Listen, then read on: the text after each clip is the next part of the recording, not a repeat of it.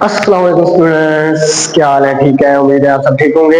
आप देख रहे हैं हमारा यूट्यूब चैनल CS मैथ और मैं हूं मोहम्मद ज़ेब। अगर हमारी वीडियो आपको अच्छी लगे तो लाइक करें, चैनल को सब्सक्राइब करें, बेल आइकन के बटन को प्रेस कर दें ताकि आने वाली वीडियो का नोटिफिकेशन आपके पास आता रहे। स्टूडेंट्स 1.4 एक्सरसाइज 1.4 उससे जो पहले पोर्शन है जो आपका, वो हम क्या कर रहे हैं, पी सिमरन पोर्शन, तो वो डिस्कस कर रहे हैं। उसको थोड़ा थोड़ा इसलिए स्टडी करवा रहा हूँ कि ताकि आपको अंडरस्टैंडिंग हो जाए कि 1.4 में हम करेंगे क्या। तो देखें, आज हमने दो चीजें पढ़नी है। एक है एसोसिएटिव लॉ अंडर मल्टीप्लिकेशन। इसी तरह हमने एसोसिएटिव लॉ पढ़ा था एडिशन के लिहाज से, जिसमें हमने पढ़ा था a plus b plus c is equal to क्या किया, फिर a plus b plus c. ये हमने एडिशन के लिहाज से पढ़ा था एसोसिएटिव लॉ। अच्छा, आज हम पढ़ेंगे एसोसिएटिव लॉ अंडर मल्टीप्लिकेशन। तो इजी है, इसकी एग्जांपल मैं आपको समझाऊंगा नहीं, वो जब क्वेश्चन आपके आएंगे उसमें एग्जांपल सॉल्व करेंगे। ये सिर्फ आपको सिर्फ प्रॉपर्टीज बतानी है। क्या होगा, इसमें आपके पास तीन मैट्रिक्स होंगे। फॉर एग्जांपल ये आपका ए मैट्रिक्स है, ठीक है। इसी तरह आपके पास बी मैट्रिक्स होगा, ठीक है, और आपके पास क्या होगा, एक सी मैट्रिक्स दिया होगा। आपको कहा जाएगा कि आपने एसोसिएटिव लॉ देखना है, किस तरह सॉल्व करेंगे एसोसिएटिव लॉ को। तो क्या होता है कि ए बी को और सी को एक ब्रैकेट में रखें, फिर क्या करें, इक्वल कर दें।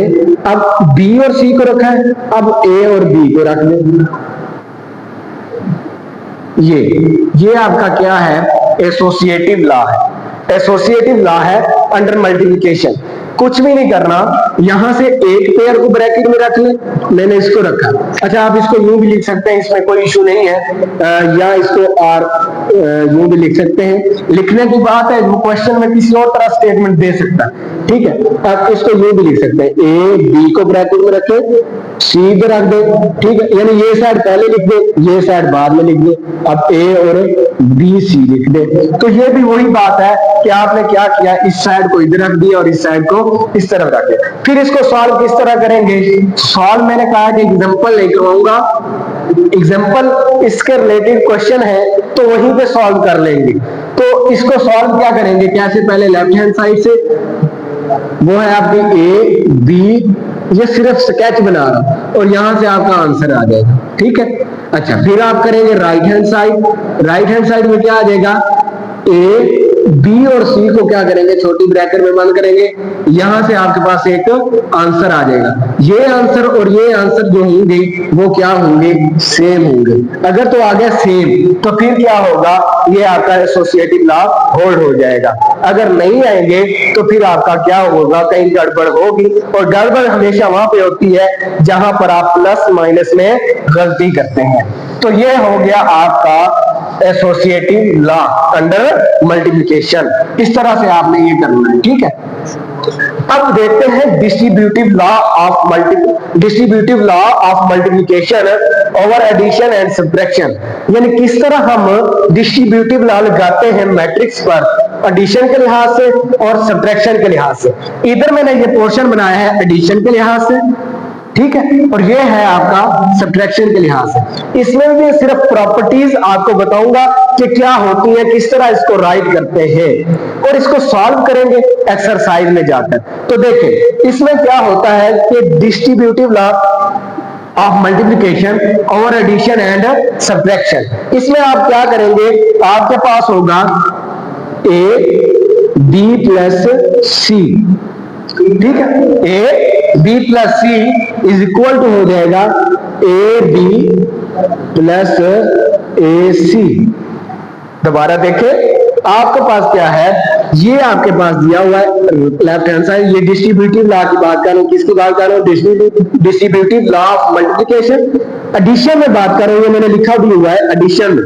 तो क्या है, आपने ये लेफ्ट साइड में, ये देखे ना, ये लेफ्ट साइड पे क्या है, आपका ए है, उसको क्या किया, राइट, ये लेफ्ट साइड पे है, इसको आपने ब्रैकेट में रखा, फिर ये लिख दिया, जिसको कहते हैं लेफ्ट डिस्ट्रीब्यूटिव लॉ।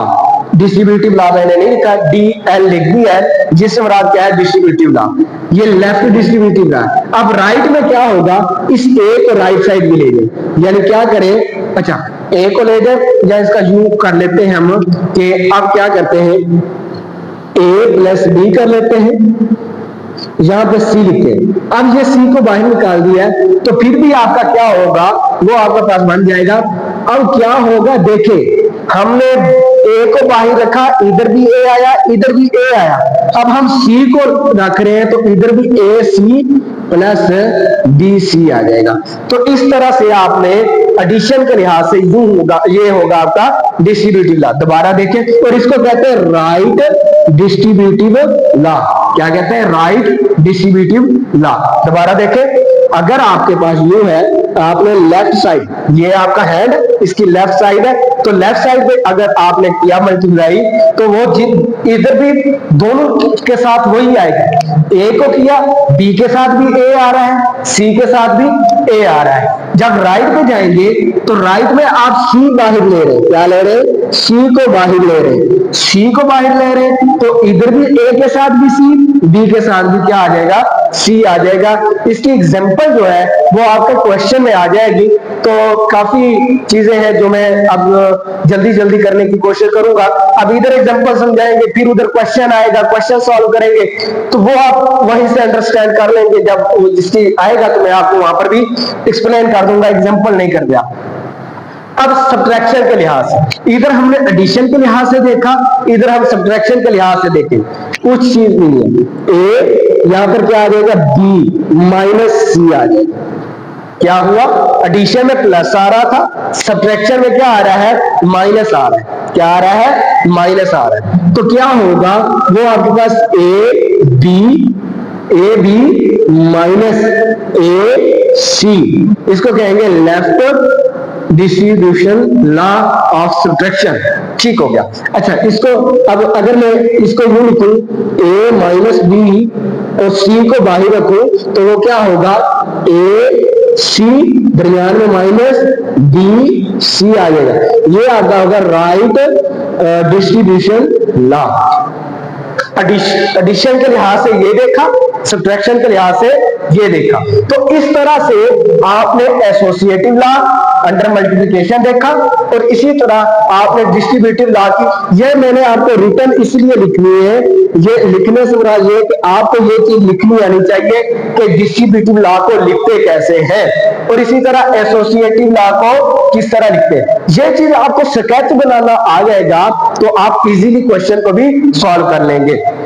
इसके बाद हम देखते हैं कम्यूटेटिव लॉ को देखते हैं। क्या कम्यूटेटिव लॉ होगा मैट्रिक्स में? मल्टीप्लिकेशन के लिहाज से, एडिशन के लिहाज से हमने देखा कि कम्यूटेटिव लॉ क्या करता है, होल्ड करता है।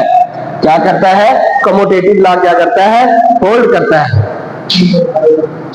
तो कम्यूटेटिव लॉ,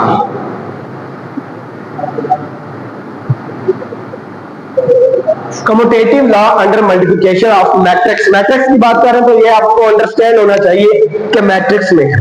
देखें, कम्यूटेटिव लॉ इन